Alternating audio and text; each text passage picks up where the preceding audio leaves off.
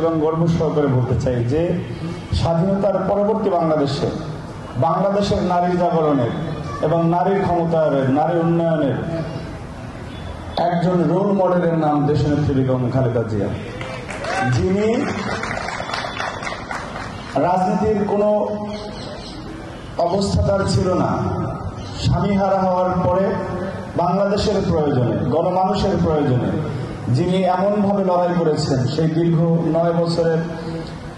এরশাদ বিরোধী আন্দোলনে আমরা সেই পূর্বানীর সামনে বেগম খালেদা জিয়ার হাত জাগানো সেই ছবিটি আজও বাংলাদেশের ইতিহাসের কিংবদন্তি তুল্য ছবিদের মধ্যে দেখতে পাই যে কিভাবে উনি নেতৃত্ব দিয়েছিলেন। এরপরে ওনার উপরে যত জুলুম এসেছে, স্বাধীন বাংলাদেশের ইতিহাসে বেগম খালেদা জিয়ার মতো এত নিপীড়নের শিকার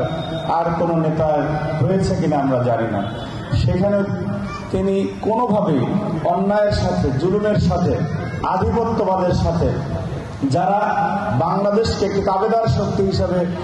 সবসময় দেখতে চায়, তাদের সাথে বেগম খালেদা জিয়া কোনোভাবেই আপোষ করেননি। আপনি সেই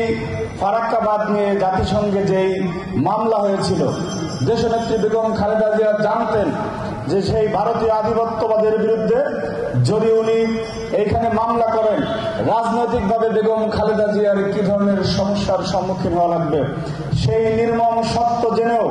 বাংলাদেশের গণমানুষের নেত্রী বেগম খালেদা জিয়া, যিনি আধিপত্যবাদের সাথে আপোষ করেননি এবং জীবনের আজকে এই অবস্থায় এসেও দীর্ঘ সময় জেল খেটেছেন। আমরা দেখেছি বাংলাদেশের কত বড় বড় কথা বলাওয়ালা, তারা নিমিষে আপোষ করে ফেলেছেন। কিন্তু আমরা যাকে নিয়ে অহংকার করি, যিনি অনেকে সমালোচনা করে থাকেন বেগম খালেদা জিয়ার আপোষহীন বলি আমরা, সেই কারণে আরে ভাই, তিনি তো অন্যায়ের সাথে আপোষ করেননি, কিন্তু ন্যায়ের জন্য, বাংলাদেশের জন্য, বাংলাদেশের ভূখণ্ডের জন্য বেগম খালেদা জিয়া জীবনের সাথে আপোষ করেছেন, কিন্তু অন্যায়ের সাথে বাংলাদেশের স্বার্থে তিনি কখনোই আপোষ করেননি।